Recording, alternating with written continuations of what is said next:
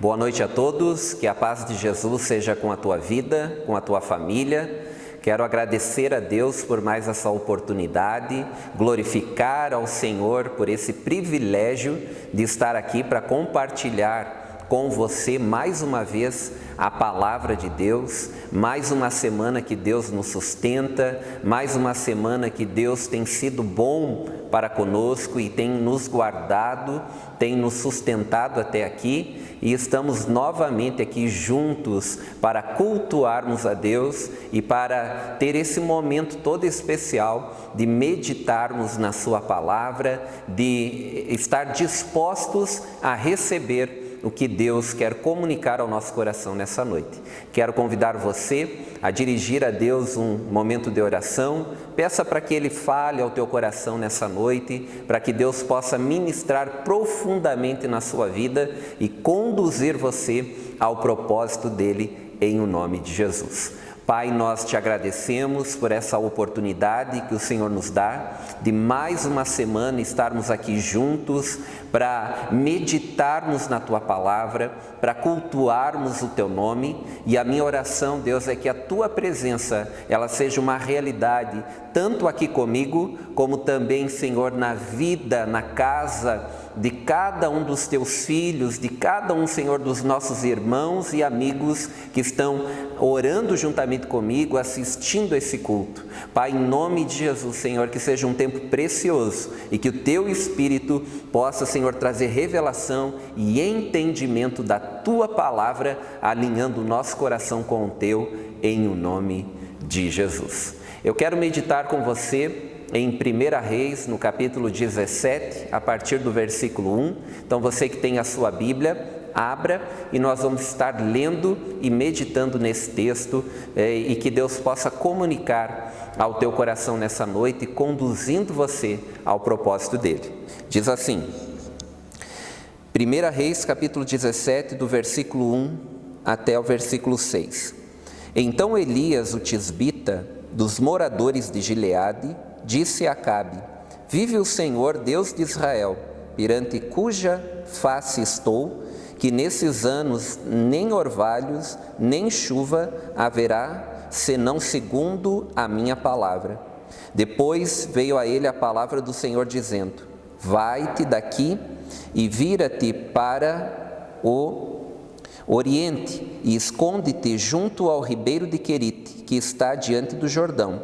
E há de ser que beberás do ribeiro, e eu tenho ordenado aos corvos que ali o sustentem. Foi, pois, e fez conforme a palavra do Senhor, porque foi e habitou junto ao ribeiro de Querite, que está junto ao Jordão. E os corvos lhe traziam pão e carne pela manhã, como também pão e carne à noite, e bebia do ribeiro.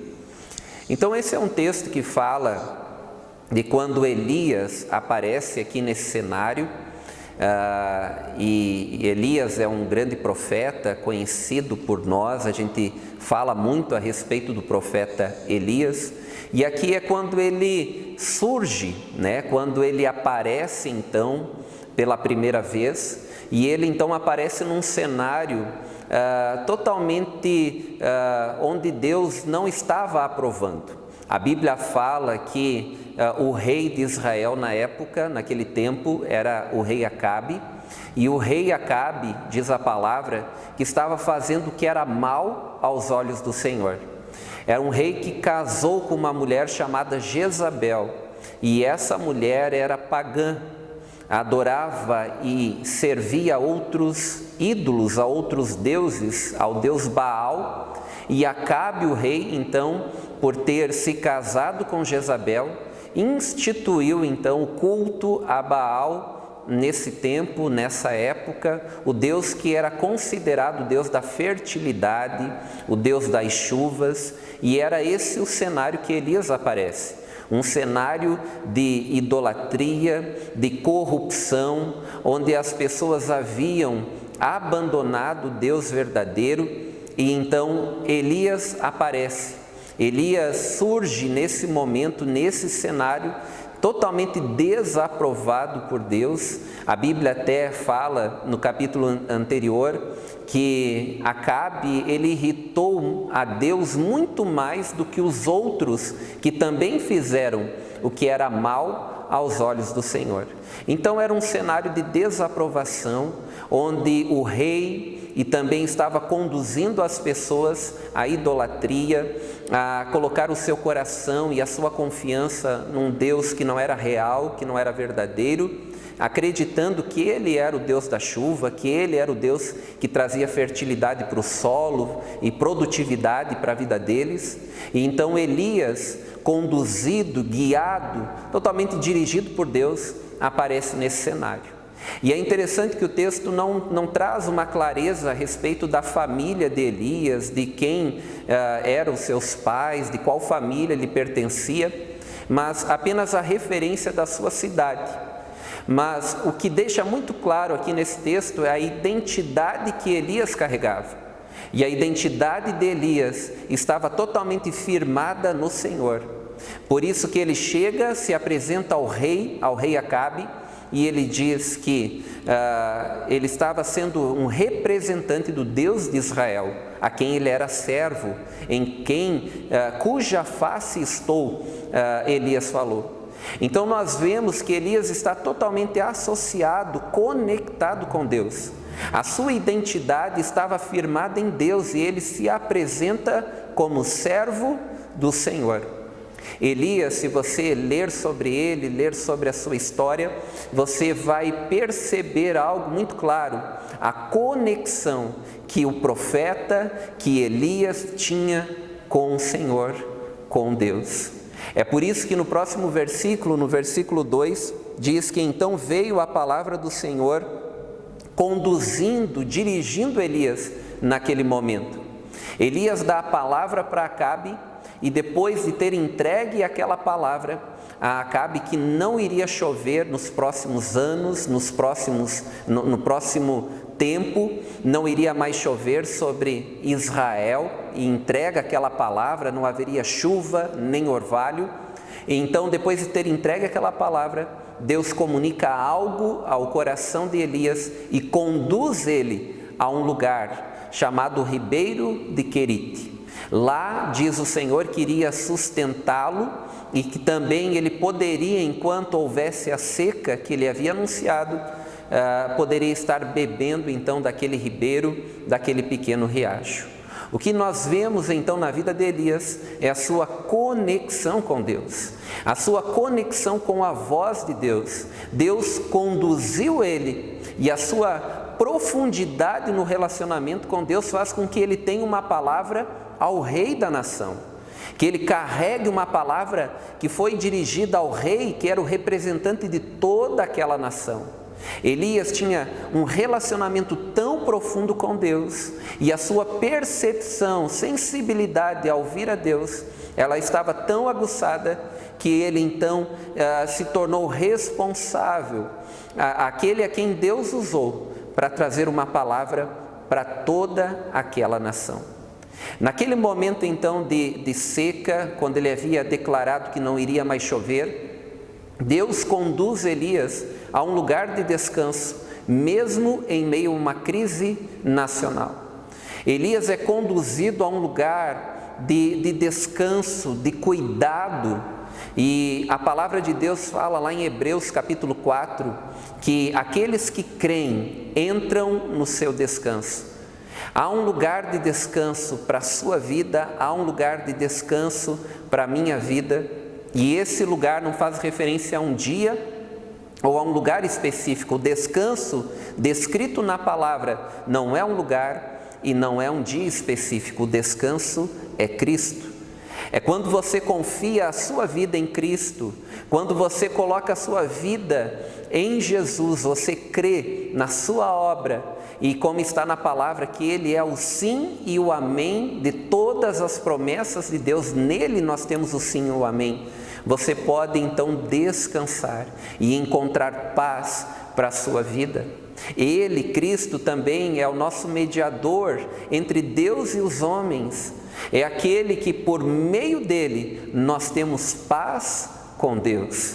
Elias agora é conduzido a um lugar de descanso, mesmo em meio a uma crise, mesmo em meio a uma dificuldade. E Deus conduz ele àquele lugar. Esse lugar representa para a minha vida e para a sua vida Cristo. É uma pessoa, o teu descanso, o teu lugar de refúgio é a presença de Deus, é a pessoa de Cristo. E é interessante que Elias então se move de uma maneira imediata.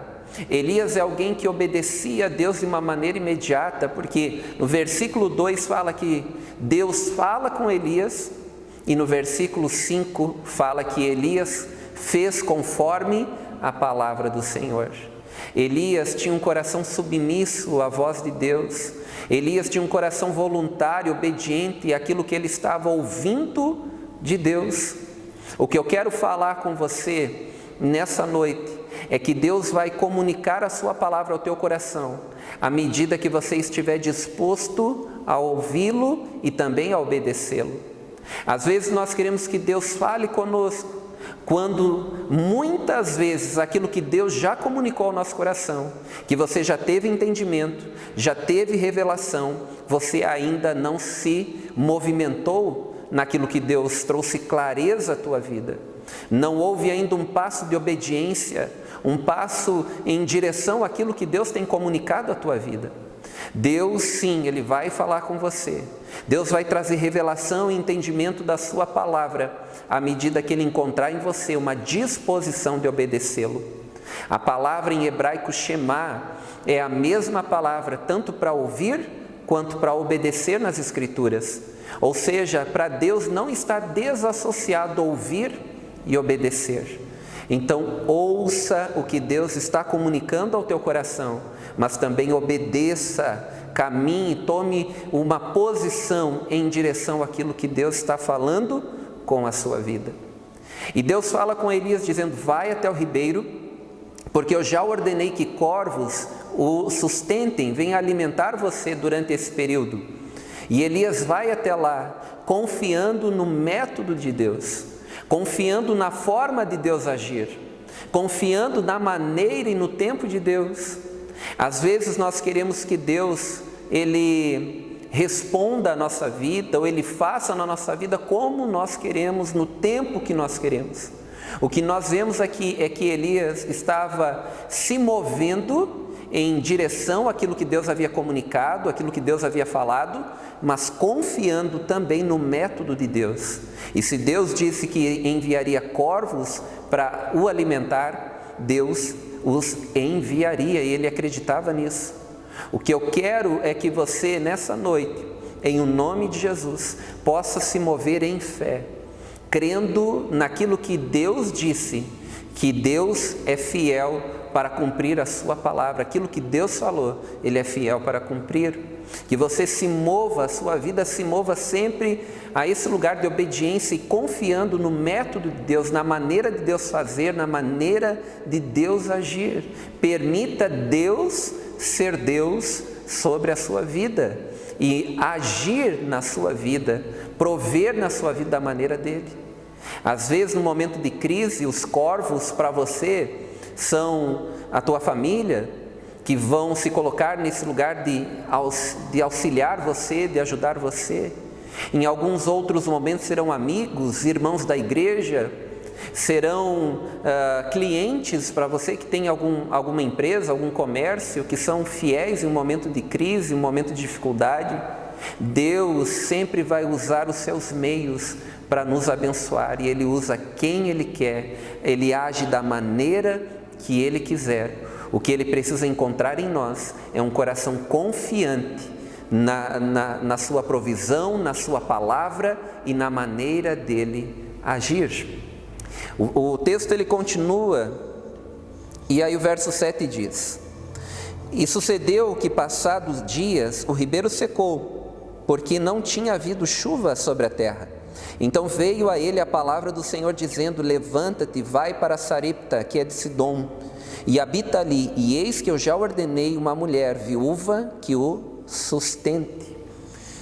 A palavra de Deus fala que, e é muito interessante que veio a palavra do Senhor, eu tenho aqui sublinhado na minha Bíblia essa expressão da comunicação de Elias com Deus. Elias era alguém que ouvia muito a Deus.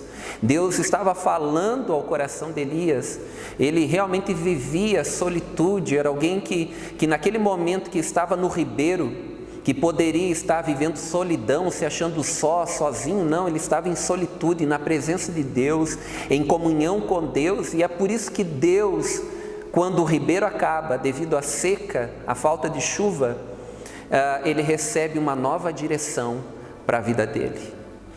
Algumas pessoas numa situação como a de Elias, poderiam achar assim, agora Deus me abandonou, Deus me esqueceu, a bênção acabou. E a bênção ela só acaba para quem parou de ouvir a Deus. A bênção só vai acabar na sua vida quando você parar de ouvir a Deus. Elias não estava em solidão naquele lugar, por mais que ele estivesse sozinho, ele estava diante de Deus, da face de Deus, como no versículo 1 que ele diz, o Deus em cuja face estou.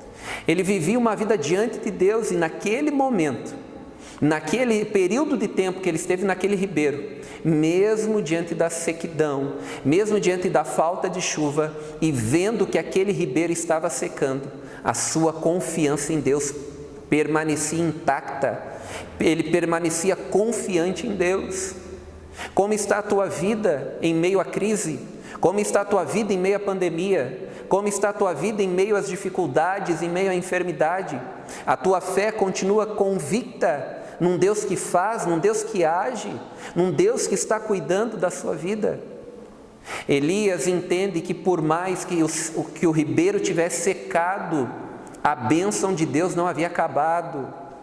Por mais que muitas coisas venham secar na sua vida, entenda, a bênção de Deus jamais acaba, a bênção de Deus enriquece e não acrescenta dores, diz a palavra. Elias entende que havia acabado uma estação, um tempo, um período, uma fase, e Deus iria conduzir ele para uma nova experiência, para um novo tempo, para uma nova experiência de provisão, de cuidado, de sustento. E então veio naquele momento a palavra do Senhor a Elias, conduzindo ele, dizendo, olha Elias, eu quero que você vá até a cidade de Sarepta, lá você vai encontrar uma viúva, e aí você vai ser sustentado por ela. Elias então se move novamente segundo a palavra do Senhor, porque é isso que faz com que a nossa vida seja a cada dia abençoada, é ouvir a Deus. É não olhar para um cenário que nós estamos vivendo de crise, de um ribeiro que secou, mas olhar para o alto de onde vem o nosso socorro, de um Deus que realmente está conosco em todo o tempo e é provedor em todo o tempo, é sustentador da nossa vida em todo o tempo. Elias se move e vai até aquela cidade. A Bíblia relata que ele encontra então uma mulher na porta da cidade apanhando gravetos para fazer o último bolo para ela e seu filho comerem, e ela diz ainda para Elias, para nós comermos e morrermos, porque era um cenário de sequidão, não tinha onde comprar, não tinha como plantar, a provisão da sua casa já estava acabando. Ela diz que só tinha um pouco de farinha na panela e um pouco de azeite na botija, mas Elias chega até ela e diz assim, eu quero um pouco de água. E aquela mulher prontamente dá água, mesmo em meio à escassez. Veja que aquela mulher, ela já tem um coração generoso e voluntário, então ela dá um pouco de água para o profeta quando ele pede. E aí quando ele pede um pedaço de pão, ela diz, olha, eu não tenho, e realmente ela não tinha, ia fazer o último bolo, com a última provisão que ela tinha na sua casa, que era um pouco de farinha e um pouco de azeite.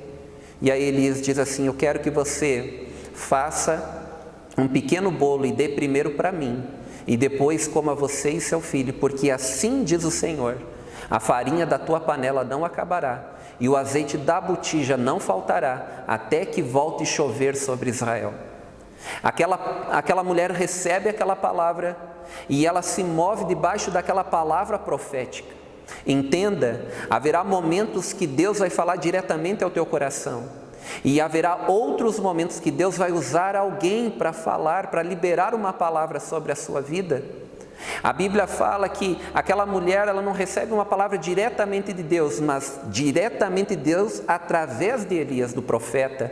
E ela se move debaixo daquela palavra profética, daquela palavra liberada pelo profeta, guiado por Deus, e o resultado foi, os versículos 14, 15 e 16 falam que a farinha da panela não acabou e o azeite da botija não faltou durante todos aqueles dias, e eles puderam comer então e se alimentar durante todo aquele tempo, porque ela se moveu debaixo daquela palavra profética. Fora daquela casa havia crise, havia uma seca muito forte, havia fome, havia um prenúncio de morte, mas dentro daquela casa havia provisão, havia sustentação, havia vida, havia cuidado de Deus.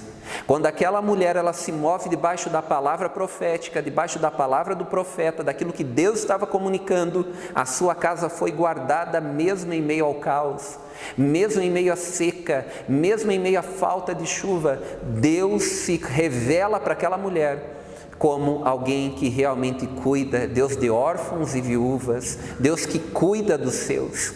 Através de Elias, Elias é um canal de Deus para abençoar a vida daquela mulher. E é interessante que um desastre acontece naquela casa. No versículo 17, o texto fala que o filho dela veio falecer, e veio adoecendo, acabou morrendo. E Elias, o canal de Deus para abençoar aquela casa, se coloca em oração, ora por aquele menino, e a Bíblia diz que então a alma volta ao menino, a alma daquele menino volta ao seu corpo, e ele reviveu, e Elias então pôde entregar novamente o filho daquela viúva nos braços dela, nos braços da mãe. Então veja que mesmo acontecendo um desastre naquela casa por causa de uma sentença de morte, lembra que ela havia dito para o profeta: nós vamos comer e morrer. Ela havia liberado uma sentença de morte, uma palavra de morte, olhando para as circunstâncias que ela estava naquele momento. E aí a morte alcançou a sua casa. No entanto, porque ela estava debaixo da palavra profética, mesmo que houve morte, o seu filho adoeceu e morreu, através do profeta, um homem usado por Deus, ele ressuscitou e foi entregue novamente aos braços da sua mãe. Deus operou restituição naquela casa e trouxe vida mesmo em meio à morte.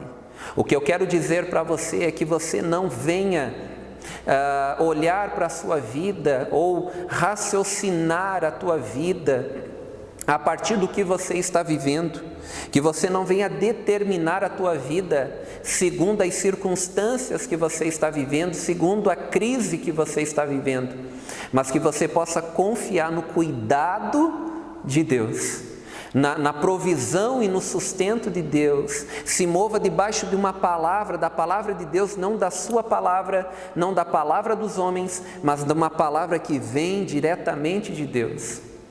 A palavra de Deus fala lá em Lucas, no capítulo 4, no versículo 25 e 26, quando fala a respeito dessa viúva, Jesus falando, ele diz que havia muitas outras viúvas no tempo de Elias, no tempo que houve seca sobre a terra de Israel, mas Deus conduziu Elias para a casa daquela viúva, naquela cidade, porque Deus queria e tinha um propósito com aquela pessoa, com aquela mulher. O que Deus via, diferente de todas as outras, é que essa mulher tinha um coração voltado para Deus. E então Elias é usado por Deus para abençoar aquela casa. O que eu quero dizer é que mesmo em um cenário de crise, uma crise nacional, mesmo diante de um cenário de uma pandemia, de uma enfermidade, de uma dificuldade que você esteja enfrentando, seja ela qual for, não determine a tua vida por causa da crise, pela circunstância que você está vivendo, mas segundo a palavra de Deus, o que Deus tem para a sua vida. Aquela mulher não sabia, mas Deus já estava cuidando dela. Aquela viúva não sabia, mas Deus já estava guardando e estava conduzindo o profeta para sua casa, não só para abençoar o profeta, mas para abençoar ela e o seu filho. Deus está cuidando de você, Deus está cuidando da sua casa, Deus está cuidando de você, que você possa confiar e crer no cuidado de Deus. E é interessante que depois de tudo isso, depois desse tempo, passa-se 3 anos e meio, aí no capítulo 18 diz que então veio novamente a palavra do Senhor a Elias, e sucedeu que depois de muitos dias a palavra do Senhor veio a Elias, e no 3º ano dizendo: vai, mostra-te a Acabe, porque darei chuva sobre a terra. O que eu quero dizer com isso é que depois de 3 anos e pouco, passa-se então esse tempo de seca de que Elias havia dito lá para Acabe, passa então esse período de tempo, e agora veio novamente a palavra do Senhor dizendo: vai, Elias, volta lá ao rei Acabe, e diz que vai voltar a chover. O que eu quero dizer para você é que há sim um fim para todo o tempo de choro. A Bíblia fala lá no Salmo 30, versículo 5, que diz que a ira de Deus dura só um momento, porque no seu favor está a vida. O choro pode durar uma noite, mas a alegria vem pela manhã.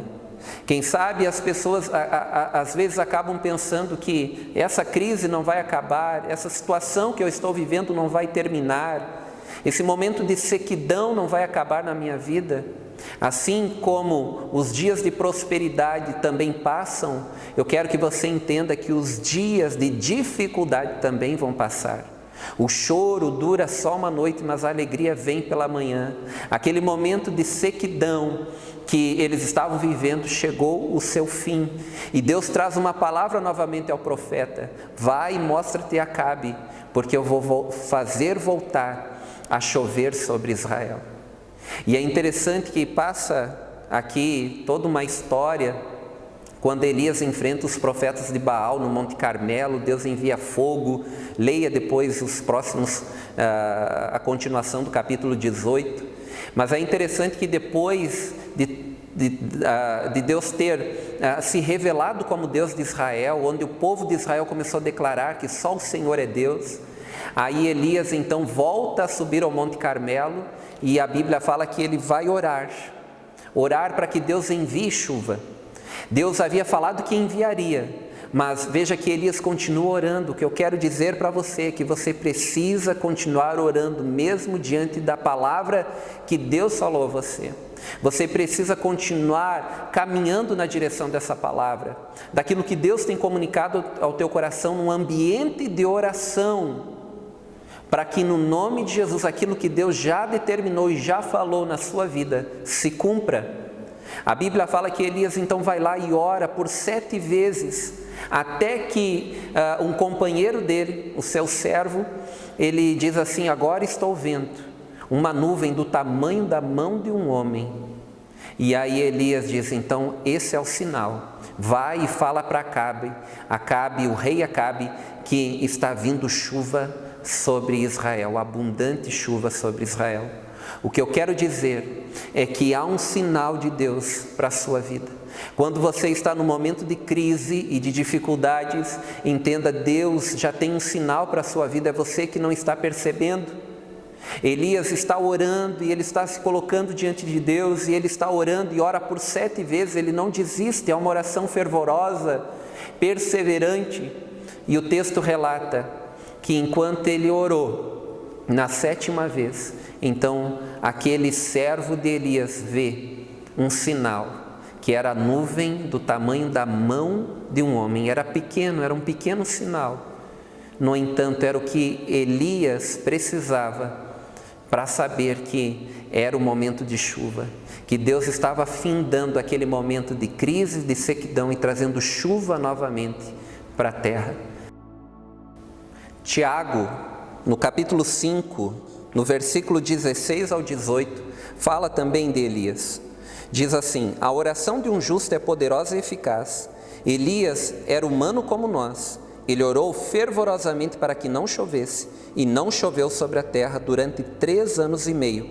Orou outra vez e o céu enviou chuva e a terra produziu os seus frutos. Elias era um homem como nós, como está na palavra, sujeito às mesmas fraquezas e dificuldades. No entanto, o que nós vemos na vida do profeta Elias é que ele era um homem de oração.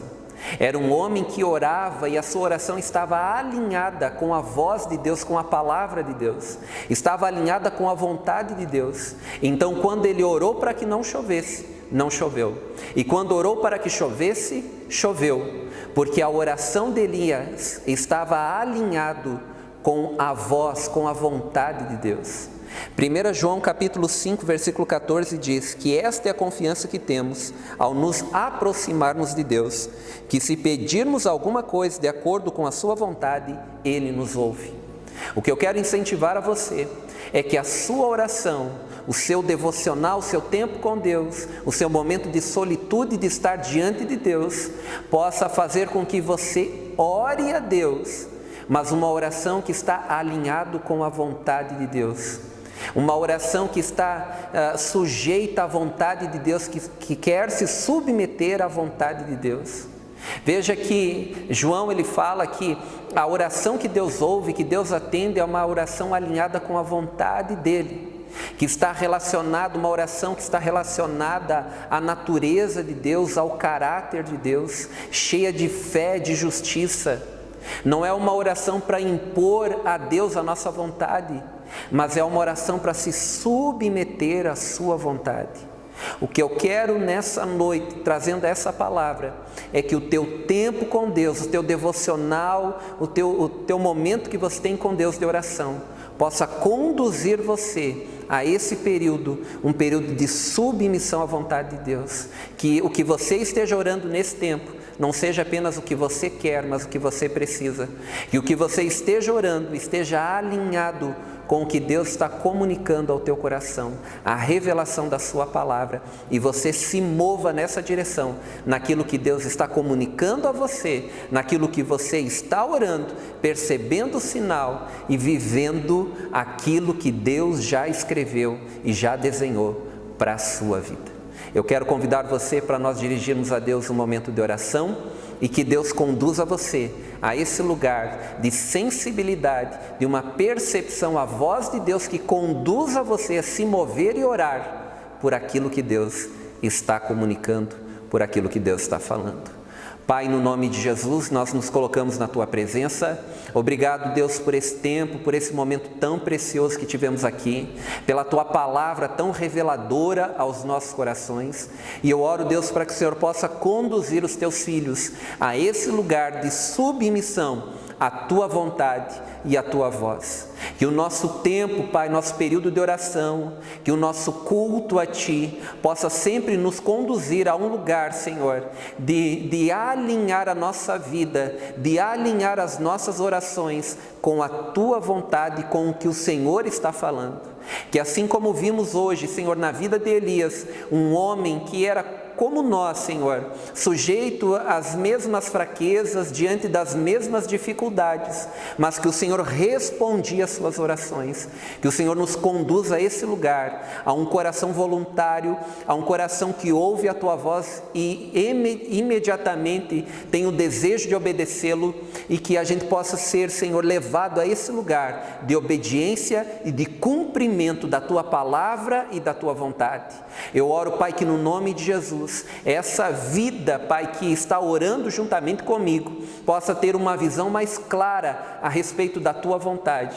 Que o Senhor possa conduzir ele, Senhor, desse lugar, Senhor, quem sabe de dificuldade e de determinar ou avaliar a sua vida segundo aquilo que está vivendo hoje, mas que possa olhar, Senhor, para esse sinal que hoje o Senhor está trazendo ao coração a vida dos Teus filhos, esse sinal que revela a Tua vontade e que é o Senhor que determina sobre a nossa vida, que a Tua palavra tem que ser a palavra que nos guia e precisa ser a última palavra sobre a nossa vida.